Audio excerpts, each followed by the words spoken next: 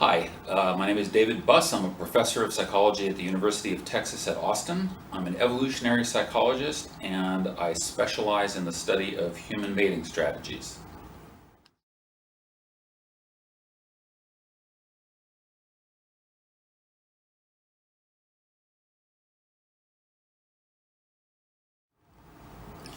How does evolutionary psychology inform the science-religion dialogue?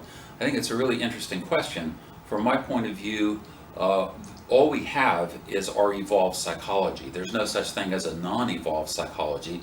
So understanding religion requires understanding the underlying evolved psychological mechanisms on which religion is based.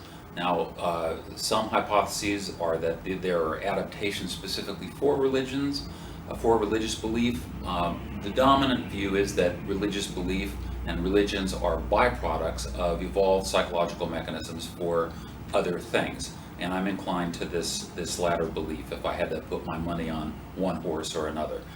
I think that there are several important evolved psychological mechanisms that play into our understanding of religion from a scientific perspective. One has to do with our coalitional psychology. Humans are intensely coalitional, and we evolved in small groups, and these groups were in conflict with other groups. And so group membership, displaying signals that you are good coalitional members was absolutely critical, and I think religion is partly involved in that, in coalitional psychology. A second thing has to do with my area of expertise, which is human mating strategies.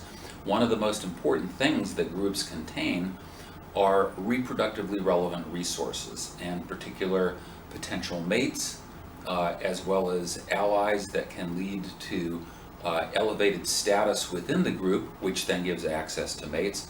And so individual mating opportunities are readily abundant in groups, and so groups contain concentrations of reproductively valuable resources. And so I don't think you can divorce religion from human mating strategies. Of course, the links are more intricate, and they involve whether you are a religious leader or a religious follower, your position within the social hierarchy, within the religious group, etc. A third thing I would mention is something that I haven't seen talked about, but which I think is an important idea, and it stems from some of my work, a theory that I developed with Marty Hazelton, and that's called error management theory. And basically what error management theory says is that when there's uncertainty in your environment, and you can make a mistake, there are basically two ways to go wrong. You can think that something exists when it doesn't exist, or you can fail to perceive that something exists when it in fact does exist. So the logic is when there's a cost asymmetry between these errors of inference, then selection, evolution by selection, will favor a cognitive bias to err in the direction of avoiding the more costly error. And in the case of religious belief, and this is an unexplored hypothesis, I guess, I think some people view the belief in a higher deity as possibly an error management bias, in the sense of, well, we don't know, there's great uncertainty, and so maybe it's better to be safe than sorry. And so some people might err on the side of believing rather than not believing for that purpose. So of course that genuine true belief has to be distinguished from pretending to believe as a signal to the group.